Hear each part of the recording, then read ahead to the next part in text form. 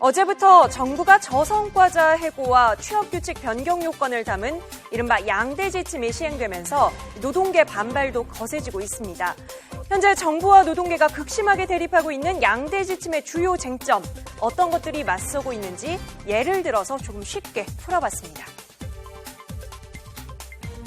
네, 얼마 전 인기리에 방영된 응답하라 1988, 덕선이 아버지 성동일 씨 기억하시죠? 극중 한일은행 만년대리 성동일은 1944년생으로 광주 상고를 졸업한 고졸 출신 은행원입니다.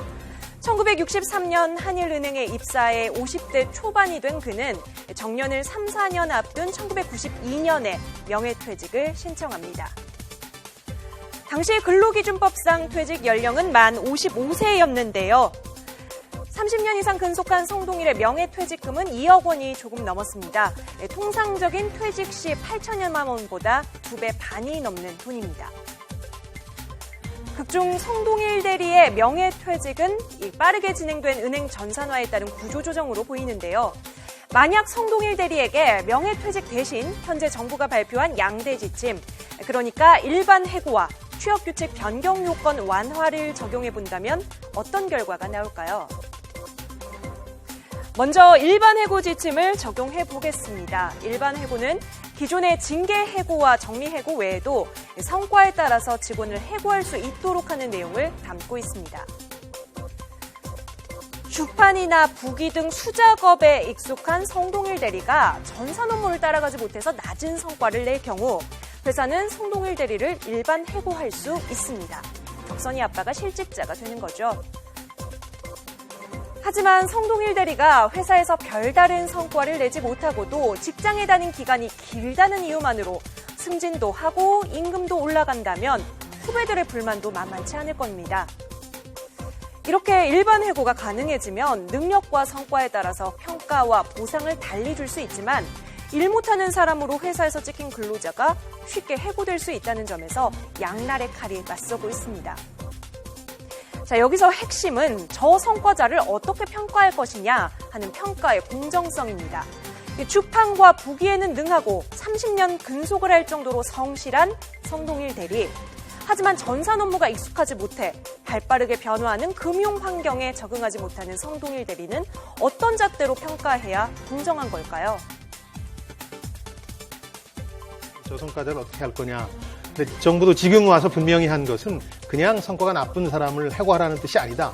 명백한 절차가 있어야 된다. 우선 공정한 평가가 있어야 되고 기업 마음대로 해서는 안 되고 두 번째는 그 사람들조차도 재배치하거나 재교육하는 제2의 기회를 준 다음 그래도 안 되면 해고 절차를 밟는다. 이런 일반 해고 지침이라는 것을 마련한 것이죠. 네. 공정한 평가를 그 앞에 이제 전제 조건으로 둔 것이 이제 특징적입니다. 네, 두 번째 지침, 취업규칙 변경을 적용해 보겠습니다. 이 취업규칙 변경은 채용이나 인사, 임금체계 등의 변경 요건을 한층 완화한 건데요. 예전에는 근로자의 임금이나 근로환경과 관련된 사안은 노동조합의 동의가 꼭 필요했지만 정부가 발표한 취업규칙 변경에 따르면 노조나 근로자 대표의 동의가 없어도 취업규칙을 바꿀 수 있습니다. 자, 취업규칙 변경 요건 완화 지침으로 근로자 동의 없이 임금 피크제 도입 등이 가능해지는데요. 극중 정년이 3, 4년 정도 남은 성동일 대리가 명퇴를 신청하지 않고 계속 회사에 다닐 경우 회사는 성동일 대리의 동의가 없어도 취업규칙을 변경해서 임금 피크제, 즉 성동일 대리의 고용을 보장하되 임금을 삭감할 수 있습니다. 임금 피크제에 반발한 성동일 대리가 회사에 소송을 제기한다면요.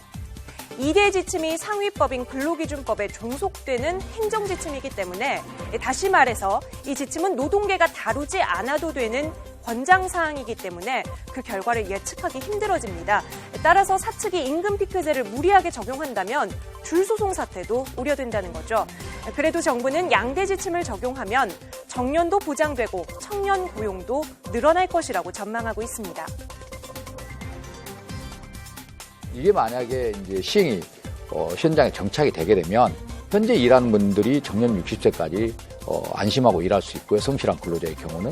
그러면서 이제 능력 중심으로 인사가 되고 임금이 직무 성과 중심으로 되기 때문에 기업의 경쟁력이 올라가고 또 기업들이 가급적 글을 이제 비정규를 쓸 이유가 있기 때문에 정규직 중심으로 채용하게 되면 자연스럽게 청년 채용이 늘어나는 그런 효과를 가져올 수 있다. 저희들은 그렇게 보고 있습니다.